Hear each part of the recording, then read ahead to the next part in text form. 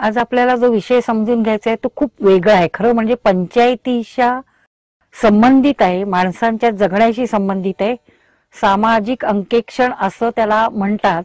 कठीण शब्द आहे, पण ऑडिट म्हटलं की आपल्याला पटकन कळतं. त्यामुळे सामाजिक ऑडिट किंवा सामाजिक लेखाजोखा याच्याबद्दलचा आपण आज विषय समजून घ्यायचा आहे. ऑडिट म्हटलं की माणसाच्या मनात एक प्रकारची भीती असते. ही भीती का बसली? कारण आपण जे काही सोपवलेलं काम आहे ते नीट करतोय का नाही, त्याच्यावर कोणी देखरेख करायला हवी खरं म्हणजे. पण ही देखरेख करणारा माणूस आपली चूक तर काढणार नाही ना, ही एक भीती असते नवीन माणसाच्या मनात. आणि लबाड बनचुक्या माणसांना असं वाटत असतं की आपण केलेले घोटाळे आता उघडकीला तर येणार नाहीत ना. आणि म्हणूनच हे लक्ष ठेवणं अत्यंत गरजेचं असतं. कोणालाही आपण जेव्हा काम सोपवतो तेव्हा सोपवलेलं काम नीट होतंय का नाही हे तपासणं गरजेचं असतं. त्याच्यातल्या चुका शोधल्या तर त्या चुका दुरुस्त करणं अत्यंत जरुरीचं असतं. आणि याच्यासाठी म्हणून ऑडिट केलं जातं. पण ऑडिट हा शब्द नेहमी आपण वापरतो तो मुख्यतः आपल्या पैशाच्या व्यवहारात किंवा आर्थिक व्यवहारामध्ये वापरतो. पण आर्थिक व्यवहाराच्या पलीकडे ऑडिट केलं जातं का, आणि हा शब्द कसा आला? तर आर्थिक ऑडिट हे नेहमी बाहेरचा कोणीतरी माणूस करतो की आपल्याला दिलेले पैसे ज्या कामासाठी दिले त्याच कामासाठी आपण वापरले का नाही. आता आपण जो विषय समजून घेणार आहोत त्याचं नाव आहे सामाजिक अंकेक्षण किंवा सामाजिक लेखाजोखा हा किंवा लेखापरीक्षण. हा लेखापरीक्षण हा शब्द मुख्यतः ऑडिट या शब्दाशी जोडलेला आहे. आणि ऑडिट म्हटलं की प्रत्येक माणसाला एक भीती असते मनामध्ये. ऑडिट होणार आहे म्हटलं की सगळेजण तयारीत असतात. आता ऑडिट होणार आहे म्हणजे आपली परीक्षा आहे. परीक्षा कसली आहे? तर मी केलेलं काम, माझ्यावर सोपवलेलं काम हे बरोबर आहे का नाही झालेलं, त्याच्यात चूक तर नाही ना झालेली. आणि नवखा माणूस असेल तर त्याला ऑडिटची खूप भीती वाटत असते. कारण आपल्यावर कोणाचं तरी लक्ष आहे आणि ते कोणीतरी आपल्या चुका काढणारे हे दडपण असतं. तसंच लबाड किंवा बनचुक्या माणसांना एक भीती असते की आता आपले घोटाळे तर उघडकीला येणार नाहीत ना त्या ऑडिट मधनं, आणि म्हणून ते घोटाळे कसे दाबता येतील याचा विचार असतो. एकंदरीत ऑडिट ह्या विषयाचीच माणसाच्या मनामध्ये एक प्रकारची दडपण, भीती किंवा ते आपल्याला करावं लागणार आहे याला जबाबदारीला कसं सामोरं जावं असे प्रश्न असतात. पण ऑडिट हा शब्द खरं म्हणजे आपण त्या अर्थाने पाहतो कारण ते आर्थिक व्यवहाराशी निगडीत आहे. हा शब्द कसा आला ऑडिट? आपण कधीतरी विचार केलाय का? ऑडिट हा शब्द हा आपल्या भाषेतला शब्द नाहीये. ऑडिट हा शब्द लॅटिन शब्दातला टू हिअर म्हणजे ऐकणं या शब्दात आलाय. ऐकायचं म्हणजे काय? तर कोणाचं ऐकायचं? आपण ऑडिटर हा शब्द वापरतो, पण ऑडिट म्हणजे ऐकणं, टू ऑडिट ऐकणं असा, किंवा टू हिअर जेव्हा म्हणतो तेव्हा ऑडिट आपल्याला ऑडिओ कॅसेट हा शब्द माहिती असेल. ऑडिओ कॅसेट म्हणजे ऐकायची कॅसेट. ऐकायचं, कोणाचं तरी ऐकायचं. कोणाचं ऐकायचं?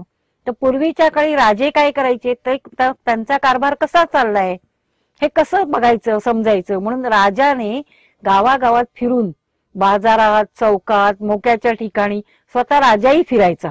पण राजा माणसं नेमायचा. ही माणसं गावात फिरायची आणि लोकांचं बोलणं चालेलं ऐकायची. त्यांच्या कानावर जे पडायचं ते कानोसा घ्यायची की राजाबद्दल लोक काय विचार करतात, आणि मग राजाबद्दलचा विचार राजापर्यंत पोचवायची. चांगला राजा असेल तर कौतुक असायचं, वाईट राजा असेल तर राजाबद्दलचा लोकांच्या मनातला संताप राजापर्यंत कळायचा.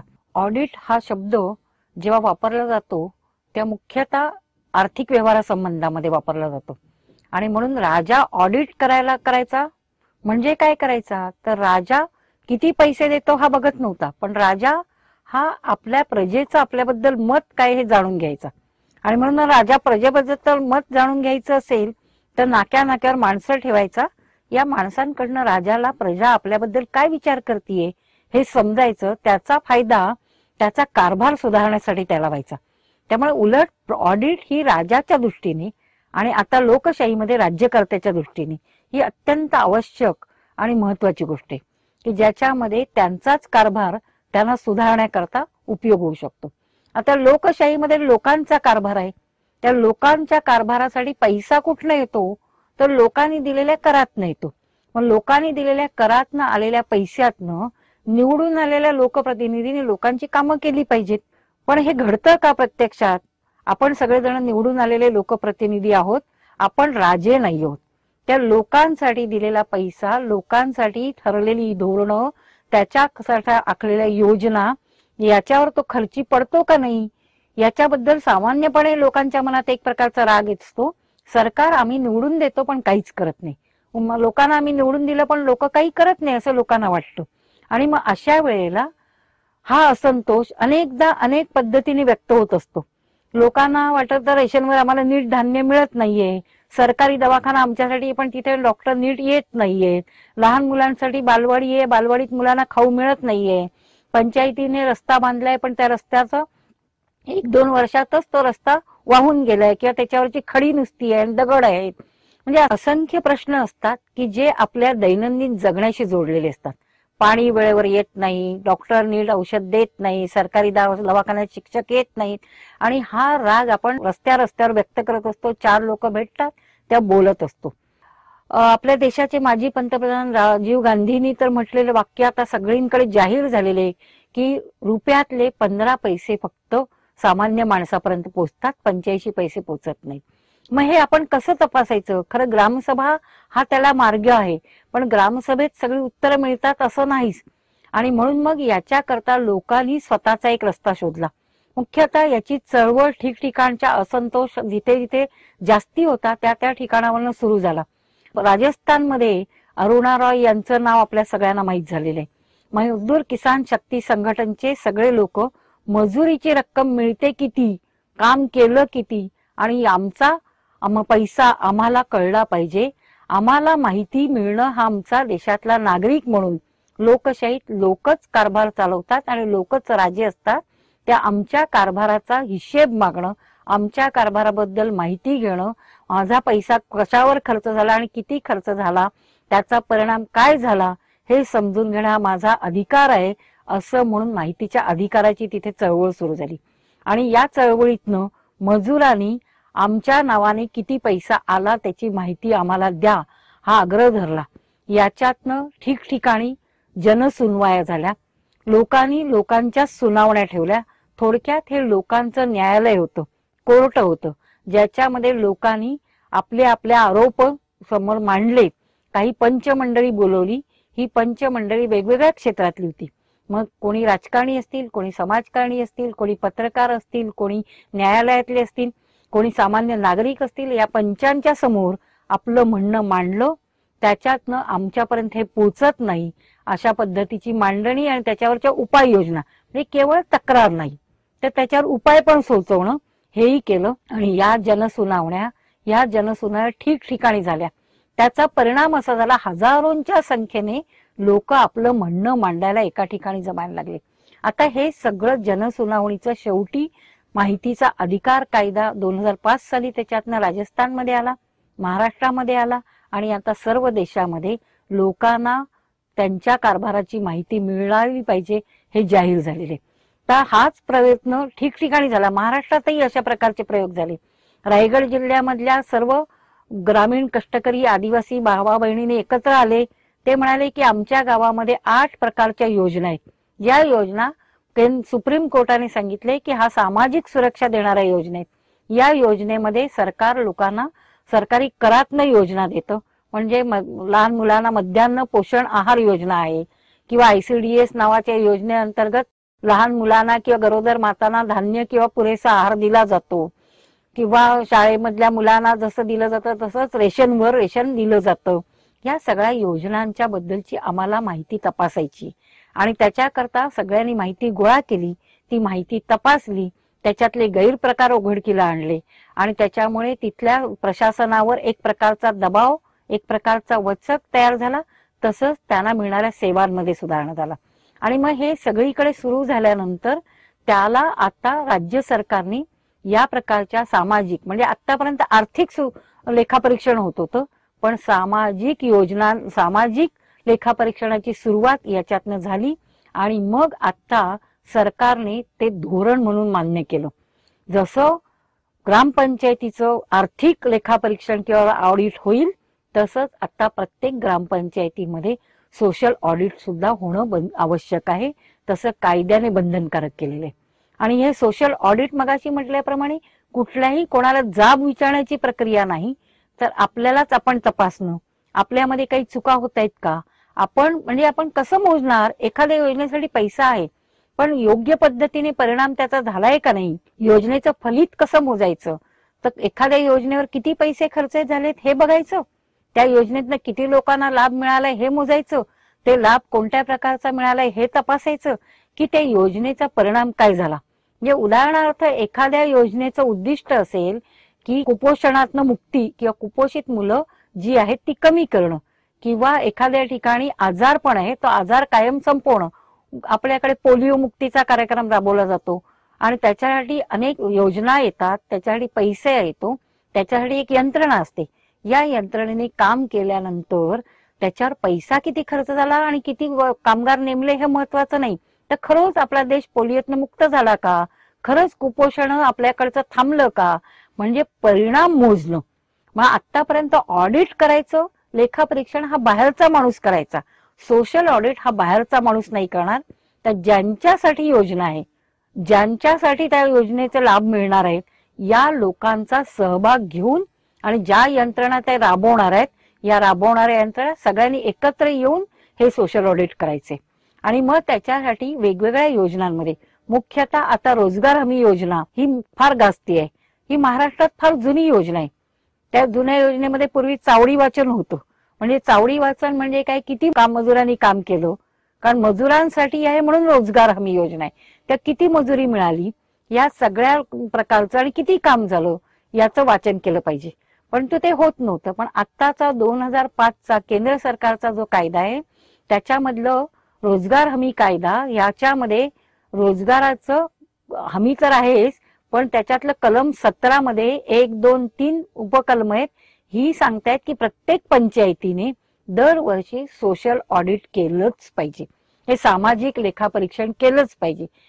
तसंच जलस्वराज्य योजना आली, पाणी पुरवठ्याची योजना आली, तर पाणी किती मिळालं, किती पैसा झाला, या पाण्याचं सुद्धा गावागावामध्ये समित्या आहेत, आरोग्य आणि स्वच्छता समित्या, यांनी पाण्याचं ऑडिट केलंच पाहिजे. म्हणजे आपण ज्या ज्या वस्तू वापरतो त्या कुठनं येतात, ती साधनं, मग जंगल आहे आपल्याकडे, आपल्याकडे जमीन आहे, आपल्याकडे पाणी आहे, आपल्याकडे ज्ञान आहे, आपल्याकडे श्रम आहेत, या सगळ्यातनं माणसांच्या गरजा दैनंदिन भागवणं आणि त्याला चांगलं नागरिक बनवण्याकरता आवश्यक असणाऱ्या सेवा देणं, या सगळ्याकरताची पंचायतीची जबाबदारी आहे. आणि मग हे सगळं करायला किती संसाधन आपल्याकडे आहेत आणि ती कशी वापरतात हे तपासलं पाहिजे. म्हणजे सोशल ऑडिटचं किंवा सामाजिक लेखा परीक्षणाचं उद्दिष्टच मुळामध्ये असलं पाहिजे, एक आपल्याकडे असणारी साधनं आणि आपल्याकडे लोकांच्या असणाऱ्या गरजा, या दोघांमधली तफावत आणि त्याचा वापर, किती वापर कसा केला जातो हे तपासणं, आणि त्याच्यामध्ये जर तफावत असेल तर ती दूर करणं. योजना ज्या आहेत या योजनांचा वापर परिणामकारक रीतीने होतोय का नाही, त्याचा अपेक्षित उद्दिष्ट साध्य होतंय का नाही, याच्यावर देखरेख ठेवणं. आणि तिसरं, या सगळ्यातनं ग्रामीण गरीब दुबळा वंचित वर्गाचं हितरक्षण होते आणि विकास होतोय, आणि त्याच्यासाठी आवश्यक असणारी धोरणं ही योग्य रीतीने राबवली जात आहेत किंवा ती बदलली पाहिजेत. या प्रकारचं उद्दिष्ट या सामाजिक अंकेक्षणाचं असतं. आता हे म्हटलं खूप सोपं आहे. एकीकडे आपल्याला वाटतंय की अरे वा, सरकारने आपल्याला अधिकार दिले, पण सत्ताधारी वर्गाला नेहमी वाटत असतं की हे मला विचारणारे बाकीचे कोण. दुसरीकडे सरकारी कर्मचाऱ्यांना वाटत असतं की बाकीच्यांना काय कळतं, जे कळतं ते आम्हाला कळतं. आणि म्हणून सामाजिक अंकेक्षण करायचं असेल तर ते फार गरजेचं आहे, आणि ते कोणालाही जाब विचारण्याकरता नाही, तर लोकशाही मजबूत करण्याकरता, ग्रामीण लोकांचं जीवनमान सुधारण्याकरता ही भावना पहिली मनात नक्की असली पाहिजे. तेव्हा इथे जाब विचारणं नाहीये, आणि म्हणूनच इथे चांगलं प्रशासन कशाला म्हणायचं, चांगलं शासन कशाला म्हणायचं, तर चांगल्या शासनाचं उद्दिष्ट काय, तर पहिलं लोकांप्रती आम्ही कोणीतरी कोणाला तरी जबाबदार आहोत, उत्तरदायित्व आमच्यावर कोणीतरी कुठेतरी आहे, याला लोकांनी मानलं पाहिजे. जे लोकशाहीत लोक कर्मचारी असतील किंवा लोकप्रतिनिधी असतील, हे नागरिकांना जबाब द्यायला बांधलेले आहेत, हे लोकांनी तिथे मानलं पाहिजे. आणि जाब विचारतो आहोत याचा अर्थ आरोपीच्या पिंजऱ्यात नाही, तर केलेलं काम नीट आमच्याच मुलांबाळांसाठी, आमच्या चांगल्या जगण्यासाठी आवश्यक आहे, हे नागरिकांना वाटलं पाहिजे. म्हणजे हा दोन बाजूनी चालणारा प्रवास आहे, दोघांनी त्याचा विचार करायला पाहिजे. तिसरं, त्याला अनुकूल वातावरण असायला पाहिजे, अनुकूल कायदे असले पाहिजेत. म्हणजे काय, तर कायदा असेल तर कायद्यातून महिलांना आरक्षण दिलंय म्हणून महिलांना आता सत्तेतली भागीदारी मिळाली. कायदा आहे तर कायदा अनेकदा तुमच्यावर हे केलंच पाहिजे असं बंधन लागतं, आणि म्हणून मग अनेकदा मनात इच्छा असो नसो ते करावं लागतं. तेव्हा सामाजिक अंकेक्षण जेव्हा कायद्यातच अंतर्भूत केले, तेव्हा राज्यकर्त्यांची इच्छा असेल किंवा प्रशासनाची इच्छा असेल किंवा नसेल, ते त्यांना करावं लागेल. आणि एकदा ते करायला लागले की त्याचे परिणाम लोकांच्या नजरेत येतील, आणि ते परिणाम लोकांच्या लक्षात आले की लोक आपणहून याच्यामध्ये सहभागी होतील. तेव्हा अजून याच्यातला मुख्य गोष्ट आहे की सामाजिक अंकेक्षणामध्ये एक प्रकारचा दोघांची मानसिकता जशी आहे तसा लोकांचा सहभाग हा अत्यंत गरजेचा आहे. हा लोकांच्या सहभागाबरोबरच आपण जी योजना देणार आहोत या योजनेची पूर्ण माहिती लोकांना असली पाहिजे. तेव्हा रोजगार हमीचं आपल्याला जर सामाजिक अंकेक्षण करायचं असेल तर 4 टप्प्यात करायला लागेल. पहिला टप्पा, आपल्याला काही पूर्वतयारी करावी लागेल. ही पूर्वतयारी कोणतेही, रोजगार हमीच नाही, कोणतीही योजना घेऊ तर आपल्याला त्याचं लेखापरीक्षण करायचं असेल, ते आपल्याला तपासायचं असेल, त्याच्यामधल्या आपल्या तक्रारींबरोबरच आपल्याला सुधारणा सांगायच्या असतील तर मुळात योजनेची तपशीलवार माहिती असणं, म्हणजे योजनेचं उद्दिष्ट, योजना कोणासाठी आहे, योजनासाठी निधी किती आलेला आहे, योजना कोण राबवणार आहे आणि योजना कशी राबवणार आहे, या सगळ्या गोष्टीची माहिती ही सर्वांना असणं. मग ते सामाजिक अंकेक्षण करणारे नागरिक असून दे, सामाजिक अंकेक्षण करू मागणारे कार्यकर्ते असून दे, किंवा ज्या योजनेचं सामाजिक अंकेक्षण करायचे तिथली अंमलबजावणी यंत्रणा असून दे, या सगळ्यांना त्याची माहिती असणं हा एक पहिला टप्पा आहे. त्यामुळे पहिल्या पूर्वतयारीमध्ये रोजगार हमीचं करायचं असेल तर कुठे काम मंजूर झालेले, किती रकमेचं काम मंजूर झालेलं आहे, त्याचं टेंडर कोण काढलेलं आहे का, त्याची वर्क ऑर्डर काढलेली आहे का, या सगळ्या गोष्टीची माहिती आधी मिळणं. दुसरा टप्पा आहे प्रत्यक्ष माहिती मिळाल्यानंतर लाभार्थींना भेटणं. ज्यांच्यासाठी योजना आहे त्या लोकांना भेटून अशा प्रकारचा कार्यक्रम होणार आहे, त्याच्यात तुम्हाला येणाऱ्या अडचणी, तुमची असणारी गाऱ्हाणी तुम्ही मांडू शकता, हा एक प्रकारचा विश्वास द्यायचा आहे. कारण लोकांना असं वाटतं की आम्ही जाऊन बोलून काय होणार आहे, आम्ही सांगितलं तर आमचं कोण ऐकणार आहे. खरं असं नसतं. जर तुम्ही बोललाच नाही तर तुमच्या मनातलं समोरच्याला कळणार नाही. त्या लोकांनी समोर आलं पाहिजे. त्यासाठी त्यांना पंचायतीत निवडून आलेल्या महिला सदस्य असतील, आरक्षित जागेवर आलेले लोकप्रतिनिधी असतील, आणि ज्यांना खरंच लोकांचा कारभार आणि लोकशाही पद्धतीने चालावा वाटतो अशा सर्व लोकांनी लोकांना प्रोत्साहन दिलं पाहिजे. मग लोक मिटिंगला येतील, लोक त्या न्यायालयात येतील, लोक आपलं म्हणणं मांडतील. म्हणजे पहिली पूर्वतयारी मध्ये एक माहिती गोळा करणं, दुसरं पूर्वतयारीमध्ये लोकांना तयार करणं, लोकांच्या तक्रारी अडचणी या मांडण्यासाठी त्यांना कागदपत्र तयार करून देणं. तिसऱ्या पायरीवर आपल्या सर्व जागा निश्चित करणं, वेळ निश्चित करणं, आणि कोणासमोर होणार आहे आणि कधी होणार आहे याची लोकांना माहिती देणं. खूपदा लोकांच्या सोयीनुसार तारखा ठरल्या, दिवस ठरला, वेळ ठरला तर लोकांची उपस्थिती वाढू शकते. लोकांना उघडपणे सांगायचं असेल तर आपण हे पाळलं पाहिजे. लपून छपून कारभार करायचा असेल तर लोक हे सांगत नाही. तेव्हा कधीही आपण लेखापरीक्षण करणार आहोत त्याची दवंडी दिली पाहिजे, त्याची पत्रकं, भित्तीपत्रकं छापली पाहिजे, ते लोकांनापर्यंत जाहीर केलं पाहिजे, त्याच्यामध्ये सहभाग घेण्याचं आवाहन केलं पाहिजे. आणि प्रत्यक्ष सुनावणी हा चौथा टप्पा. या सुनावणी किंवा लेखापरीक्षणामध्ये समोरासमोर प्रत्येकाला आपलं म्हणणं मांडायचं असेल तर दोन्ही बाजूचे पक्षकार, दोन्ही बाजूचे हितसंबंध असणारे लोक उपस्थित त्याला असले पाहिजे, नाहीतर ती एकतर्फी होते. आणि शेवटचं, हे प्रत्यक्ष झाल्यानंतर त्याचा पाठपुरावा. लोकांनी गाऱ्हाणी मांडली पण त्याची दखल आम्ही घेतली पाहिजे, आणि ही दखल घेतल्यानंतर आमच्या कारभारात सुधारणा केली पाहिजे, लोकांच्या प्रश्नांचं किंवा गाऱ्हाण्यांचं निराकरण केलं पाहिजे. हे जेव्हा होतं तेव्हा खऱ्या अर्थाने लोकसहभागाने लोकांच्या कारभारावर नियंत्रण ठेवणारं एक माध्यम आपल्या हातात येतं. लेखापरीक्षण हे कोणताही एक प्रकारचं आपल्याकडे जादूची कांडी नाही, आज लेखापरीक्षण झालं उद्या कारभार सुधारला. ही एक प्रकारची परिवर्तनाची, विकासाची, लोकांच्या ताकद वाढवण्याची प्रक्रिया आहे, आणि प्रक्रिया ही सतत निरंतर चालणारी असते. आपण जेवढे अधिकाधिक कार्यक्रमांचे लेखापरीक्षण करू, खुलेपणाने, पारदर्शकपणे, सहभागी पद्धतीने लोकांचे कारभार आणि त्यांचा हक्क मान्य करू, आणि लेखापरीक्षणासारखे कार्यक्रम सरकारने सांगितले म्हणून नाही, तर तो लोकांचा अधिकार आहे म्हणून आपण करू आणि नागरिक जागृत होतील, लोकप्रतिनिधी त्याच्यात सहभागी होतील आणि सरकारी यंत्रणा त्याच्यामध्ये आपलं योगदान देईल, तेव्हा खऱ्या अर्थाने लोकांच्या मार्फत कारभारावर नियंत्रण राहण्याबरोबरच कारभार सुधारणं आणि कारभारासाठी आवश्यक असणाऱ्या सामाजिक संसाधनं जी असतील, मग ती नैसर्गिक संसाधनं असून दे, समाजाच्या जवळ असणारी बुद्धिमत्ता असून दे, समाजाकडे असणारं ज्ञान असून दे किंवा समाजाकडे असणारी अन्य कोणती कौशल्य असून दे, या सगळ्याचा वापर करून गावातला प्रश्न, गरिबांचे हक्क आणि गरिबांचं जगणं सुसह्य करण्याचा कार्यक्रम आपण अधिक चांगल्या पद्धतीने राबवू। तेव्हा सामाजिक परीक्षण हे कुठेही प्रकारचं कोणाला आरोपीच्या पिंजऱ्यात उभं करणं नसतं, तर लोकसहभागाने लोकशाही कारभार सुधारणं आणि लोकहिताची धोरणं ठरवणं याच्यासाठी मदत करणारं एक प्रभावी माध्यम आहे, असं आपण लक्षात घेतलं पाहिजे। प्रत्यक्ष जेव्हा जेव्हा आपण हे करायला लागू, सरकारच्या कार्यक्रमामध्ये त्याच्या तारखा घोषित होतात, आपण हे प्रत्यक्ष अनुभव करायला लागू, आपण एकेका योजनाचं परीक्षण करायला लागू आणि ते खुलेपणाने आणि पारदर्शक सहभागी पद्धतीने तेवढं आपल्याला लेखापरीक्षणाचं महत्व आणि त्याच्यातनं होणारे परिणाम आणि फळ हे अधिक चांगले, अधिक निकोप आणि अधिक विकासाला चालना देणारे हे लक्षात येईल। तेव्हा लेखापरीक्षण हे टाळू नका, सामाजिक लेखापरीक्षण तर अजिबातच टाळू नका, ते झालं पाहिजे असा आग्रह आपापल्या पंचायतीत लोकप्रतिनिधी म्हणून धरा, नागरिक म्हणून पण धरा आणि या देशाच्या विकासाला मदत करणारे सजग कृतीशील नागरिक बना, एवढंच या निमित्ताने आपल्याला लक्षात घेता येईल। याच्याकरता अनेक पुस्तक आहेत, अनेक राज्यांनी प्रयोग केलेले आहेत।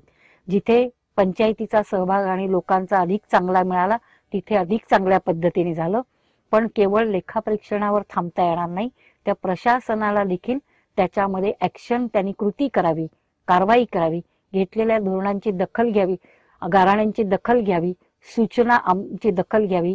तुम्हाला कळत नाही असं न म्हणता लोकांनी सुचवले, कारण ज्याचा आजार आहे त्यालाच आपलं दुखणं सांगता येतं, पण आजार सांगतो आहे त्याला देखील समाधान मिळालं पाहिजे आणि उपचार करतोय त्यालाही आपण कोणावर तरी उपचार करून रोग बरा करतो आहोत याचा आनंद मिळाला पाहिजे। म्हणजे या पद्धतीने जर कारभार चालला तर लोकशाहीमध्ये लोकांचं राज्य खऱ्या अर्थाने येईल। चोरांचं राज्य असं जे लोक म्हणतात ते लुटारूंचं चोरांचं राज्य नाही। पैसा आमचा, कारभार आमचा, योजना आमच्या, तपासणारी आम्ही, अंमलबजावणी नियोजनापासून अंमलबजावणीपर्यंत लोकसहभाग सामाजिक अंकेक्षणामधनं सहज शक्य आहे, हे लक्षात घ्या। सामाजिक लेखापरीक्षण हे कोणालाही शिक्षा करण्याचं, आरोप ठेवण्याचं किंवा कोणालाही आरोपीच्या पिंजऱ्यात उभारण्याचं किंवा काही मिळवण्याचं नाही, तर याच्या अधिकाधिक आपण जेव्हा सामाजिक लेखापरीक्षण करायला लागू, छोट्या छोट्या योजनांचं, छोट्या छोट्या कार्यक्रमांचं गाव पातळीवर आणि त्याच्यामध्ये राज्यकर्त्यांचं, लोकप्रतिनिधींचं, निवडून आलेले प्रतिनिधी, गावातले सुशिक्षित नागरिक आणि सामान्य मतदार आणि ज्यांच्यासाठी योजना आहेत यांचा सहभाग वाढेल। माहितीचा अधिकाराचा वापर होऊन आपण करू आणि याच्यामध्ये मांडलेले गाऱ्हाणी, सूचना यांची दखल प्रशासन घेईल, तेव्हा खऱ्या अर्थाने लोकांसाठी चाललेला कारभार, लोकांनी चालवलेला कारभार हा प्रत्यक्ष अस्तित्वात येईल, लोकशाही बळकट होईल, तसंच विकासाचे अनेक लोकसहभागी कार्यक्रम आणि धोरणं पुढे येतील।